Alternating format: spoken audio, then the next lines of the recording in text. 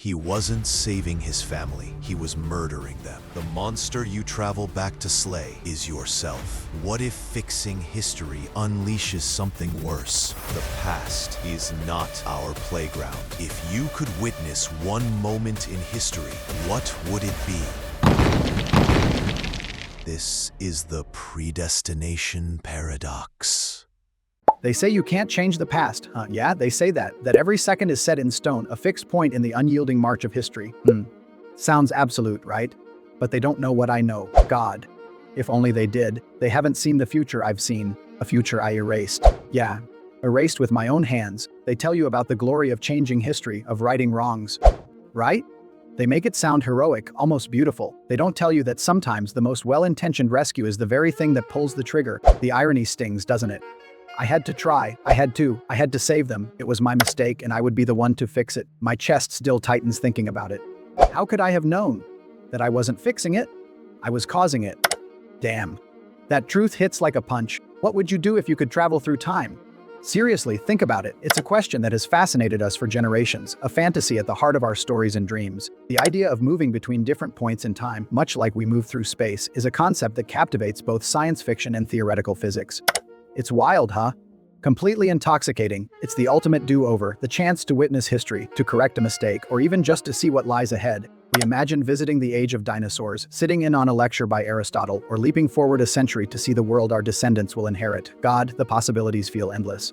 But this incredible power comes with a dark side, a web of complications so profound they could threaten the nature of reality itself. Yeah, reality trembling at the edges. For every dream of saving a loved one, there's a nightmare of unintended consequences. For every hope of fixing the past, there's a paradox waiting to spring like a trap. The most famous of these is the grandfather paradox, a logical puzzle that has challenged thinkers for decades. You feel that chill? That's the paradox whispering, but there is another, more insidious paradox, a quieter, crueler trap that doesn't just stop you from changing the past, but reveals that you were always a part of it. A paradox that shows how a desperate attempt to be a savior is precisely what can make you the villain. Yeah, that twist hurts. This isn't a story about changing fate. It's a story about realizing you were its unwilling architect all along. Let that sink in for a moment. So before we get tangled up in the paradoxes, we have to understand the pull, the temptation. The aching temptation. Why is the fantasy of time travel so powerful? At its core, it speaks to our most human desires and our most profound regrets. It's the promise of a second chance. A second chance, damn, who wouldn't want that? Think about it, really. Every one of us carries the weight of a what if I hadn't said that? What if I had taken that job? What if I had been there just 5 minutes earlier? Those questions haunt us like ghosts. Life is a one-way street, a relentless forward march where every choice feels final and every mistake feels permanent. We are defined as much by our failures and losses as we are by our triumphs. Time travel offers a rebellion against that finality. It whispers a seductive idea. It doesn't have to be this way. And oh, how sweet that whisper sounds. Imagine being able to go back to your last conversation with someone you lost, to say the things you never got to say. It hits you in the heart, right?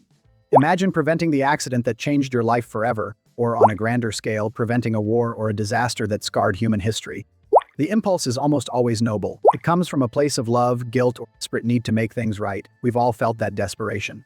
Even once, this desire is the engine of countless stories. It's the pain point that a time machine promises to heal, the helplessness of being unable to undo the mistakes that haunt us. The power to travel in time isn't just about curiosity. It's about redemption. It is about grabbing the cosmic editor E's pen and rewriting the chapters of our lives that we can't bear to read. God. The fantasy of control. It's the ultimate form of control. But what happens when you grab that pen only to find the words you're writing are the ones you've been trying to erase? Right? That's the moment your heart drops. That's where the dream of a second chance curdles into the horror of a paradox. Any aspiring time traveler, fueled by the noble desire to right a wrong, immediately runs into a logical wall. A barrier so fundamental it has become the most famous temporal paradox of all, the grandfather paradox. The scenario is simple but logically devastating. You build a time machine, travel into the past, and kill your own grandfather. Before he meets your grandmother, what happens? If he dies, your parent is never born. If your parent is never born, you are never born. But if you were never born, you couldn't have traveled back in time to kill him in the first place. So he lives, you are born, and you do travel back to kill him. We're caught in an impossible, self-contradictory loop where you both exist and do not exist. This isn't just about grandfathers. The paradox applies to any action that would prevent your own journey through time. For instance, if you go back to stop time travel from being invented, you erase the reason for your journey, creating the same nonsensical loop. For a long time, many saw this as a major hurdle, suggesting meaningful travel to the past might be impossible. It implies that causality is an unbreakable law. The past creates the present, and the present creates the future. End of story. Trying to make an effect your time travel erase its own cause seems impossible. But what if the universe's defense mechanism isn't a brick wall, but something far more subtle? What if there are ways around this paradox that don't break the rules of causality, but instead reveal how little we truly understand them? The grandfather paradox seems like a dead end, but theoretical physics, in its quest to understand the universe, has offered a few speculative, mind-bending escape routes. Each one comes with its own profound and often disturbing implications.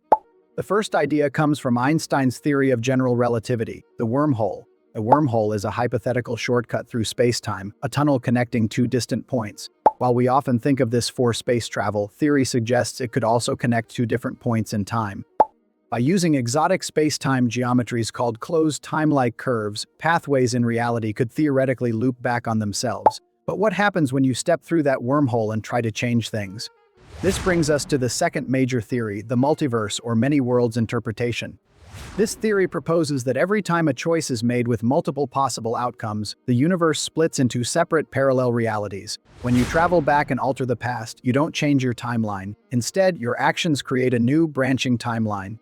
In this new universe, your grandfather is gone and you will never be born there, but that doesn't affect the original universe you came from. The paradox is avoided, but at a cost. You are now an exile, a refugee from your own history, trapped in a timeline you created but to which you do not belong. You haven't fixed your past. You've just orphaned yourself from it. Then there's the third and perhaps most chilling solution, the Novikov self-consistency principle. Proposed by physicist Igor Novikov, it states that any event that would create a paradox has a probability of zero. Put simply, you can't change the past because you were always a part of it. The universe is self-consistent. If you travel back in time to kill your grandfather, something will stop you. The gun might jam, you might slip and fall, or you might have a change of heart, not by chance, but by a fundamental law of the cosmos. The timeline already accounts for your presence in it. This principle doesn't forbid time travel, but it may strip you of your free will to change anything. You aren't an editor of history. You're just another actor playing a role that was written for you before you were even born. And this leads us to the darkest corner of time travel theory. This brings us back to Elias, to the desolate future and the frantic workshop. He wasn't stopped by a jammed gun or a sudden accident. He succeeded. He got there, ready to save his family. This is where the true horror begins, not with failure, but with the terrifying nature of success. This is the predestination paradox. The predestination paradox is a closed causal loop where a time traveler's actions in the past become the cause of the very event they were trying to prevent. The attempt to save the day is what dooms it. Your journey back in time doesn't change history. It creates it. Elias's family died in an explosion at a next-generation power plant. The report called it an unforeseeable accident. But Elias, one of the lead engineers, was consumed by guilt, believing a design flaw he made was the root cause. For years, he toiled, pouring his grief and genius into one goal: to go back and fix his mistake. His first jump took him back 1 week before the disaster. He broke into the facility, armed with future knowledge, and made subtle calibrations to build in a greater margin of safety. He watched from a distance on the fateful day, hoping, but the explosion still happened, exactly as before. Confused, he jumped again. This time 2 weeks prior, he rewrote entire subroutines, adding redundant safety protocols. He was more aggressive, more certain this would work, but the result was the same, a blinding flash on the horizon. He tried again and again, each time going further back, each time being more forceful. He tried warning security and was arrested as a lunatic. He tried sabotaging the power conduits to force a shutdown, but his work was found and repaired, with engineers praising the system's resilience. Every attempt was futile. His final, desperate jump took him back to the day of the plant's activation, years before the accident. He decided to cause a major, undeniable system failure during power-up to get the project scrapped. He infiltrated the control room and triggered a massive power surge, aiming to fry the core systems. But he didn't understand the early technology as well as he thought. The surge he introduced didn't just fry the system. It created a tiny, invisible fracture in the core's magnetic, bottling a structural flaw that would go undetected. For years, a ticking time bomb. As alarms blared and were dismissed as a startup anomaly, the horrifying realization crashed down on him. There was no original design flaw, there was no random accident, the cascade failure that would one day destroy the plant and his family. It didn't exist until he created it. His frantic attempts to fix a problem were the origin of that problem. He was caught in a bootstrap paradox, a loop where his actions caused the event that would one day inspire him to travel back in time and cause it. He wasn't saving his family, he was murdering them, and he was destined to do it over and over, fueled by a grief he himself had authored. Elias's story is a horrifying, personal loop, but it opens up a far larger and equally terrifying set of questions. What if you could change history?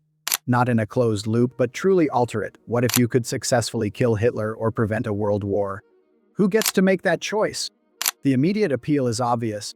Saving millions of lives seems like an undeniable good, but we exist in an infinitely complex web of cause and effect. Erasing a monster from history might prevent one set of atrocities, but what new, unforeseen horrors might rush in to fill the void?